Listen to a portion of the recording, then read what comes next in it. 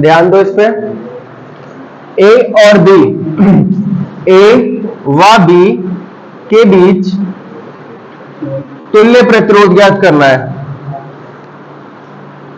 ए व बी के बीच तुल्य प्रतिरोध ज्ञात करना है, टोटल प्रतिरोध ज्ञात करना है ए और बी के बीच। ठीक है, अब देखो तुम एक चीज देखो, अगर मैं इसे मान लूं R1, इसे मान लिया चलो मैंने R2,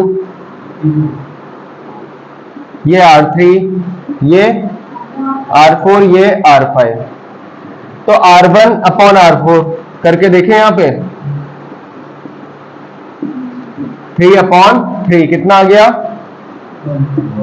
1, and R2 upon R3 करके देखो 6 अपॉन 6 कितना आ गया 1।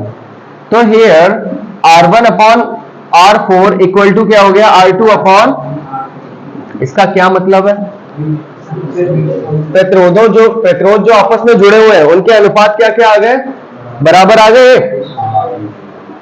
बराबर आने का मतलब क्या है, ये एक व्हीट स्टोन सेतु है, ए और बी के बीच क्या है, ये व्हीट स्टोन सेतु है। अगर जुड़े हुए प्रतिरोधों के जो अनुपात होते हैं वो बराबर आ जाए तो ही तो व्हीट स्टोन सेतु बनता है। और देखो ये डायमेंशन जो है इसकी जो होती है, कई बार मैं ये करके दिखा चुका तुम्हें। अगर मैं इसे ओपन कर दूं इस पॉइंट से, ये ए रहा, अगर मैंने इस तरीके से खोल दिए ये दोनों प्रतिरोध,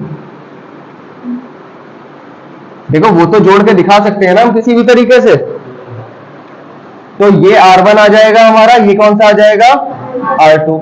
ठीक है, और अगर इन दो प्रतिरोधों को मैं खोल के दिखा दूं, देखो ये प्रतिरोध जाके इससे तो जुड़ा है R2 से, तो R2 से जोड़ते हुए मैंने इसे ऐसे लिख दिया।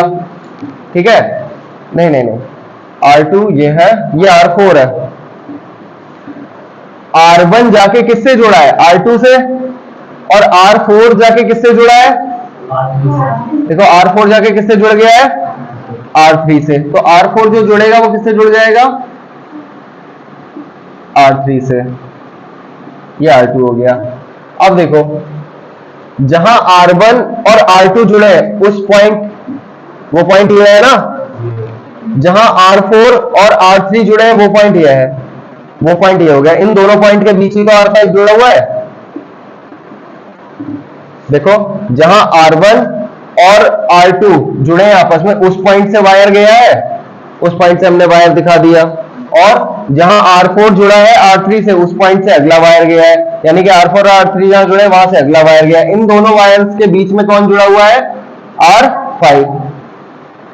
इस तरीके से भी ये डायग्राम बना सकते हैं। और वैसे जब भी तुम्हें ये दिखाई दे तो तुम समझ लेना कि ये चतुर्भुज वाला वो है, फॉर्मेशन है। सही है, जब भी कभी तुम्हें ऐसा डायग्राम दिखाई दे तो तुम समझ लेना कि वो ये वाला ही डायग्राम है, बस उससे क्या कर दिया गया है, दूसरे तरीके से बना के दिखाया गया है, और तुरंत विकर्ण पे ये वाला ऐड कर देना प्रतिरोध। तो अब यहां से देखो, अगर R1 अपॉन R4 निकाला हमने, कितना आ गया 1, R2 अपॉन R3 निकाला, कितना आ गया 1, और दोनों आपस में कैसे आ गए बराबर। बराबर आने का मतलब क्या है, यह एक व्हीट स्टोन सेतु है, और व्हीट स्टोन सेतु है तो इसका मतलब क्या हो गया, R5 में कोई धारा नहीं बहेगी, है ना। अतः R5 में कोई धारा नहीं बहेगी। चलो R5 में कोई धारा नहीं बहेगी तो इसका मतलब क्या हुआ, R1 और R2 सीधे श्रेणी क्रम में हो गए, यानी कि ये है ही नहीं, इसका होना ना होना एक बराबर है। इसको हटा सकते हैं, यानी कि हम यहां से अगर इसको हटा देंगे तो ये सीधे जुड़ा हुआ है इससे, श्रेणी क्रम हो गया। ये सीधे जुड़ा हुआ है किससे, R3 से, ये श्रेणी क्रम हो गया, और फिर दोनों आपस में कैसे क्रम में हो गए, समांतर। समझ में आ गई बात। चलो तो R1 एंड R2 कौन से क्रम में हो गए, श्रेणी में, तो इनका परिणामी क्या हो जाएगा, R डैश कह दिया हमने, परिणामी क्या होगा बताओ, 3 + 6 9 ओम हो जाएगा, डायरेक्ट जोड़ देंगे ना। ऐसे ही R4 और R3 कैसे क्रम में होंगे, श्रेणी में, तो इनका परिणामी R डबल डैश क्या हो जाएगा, 3 + 6 यानी कि 9 ओम। अब R डैश और R डबल डैश कौन से क्रम में होंगे? क्योंकि ऊपर वाले तार का आर डैश है और नीचे वाले तार का पूरे का कितना है? R double dash. समांतर में हो गए। परिणामी क्या होगा इनका?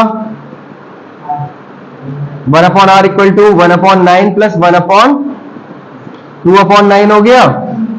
आर बराबर क्या हो गया? 9/2। 2 से इसे काटा 4.5 ओम आ गया इसका परिणामी प्रतिरोध। कर लो नोट।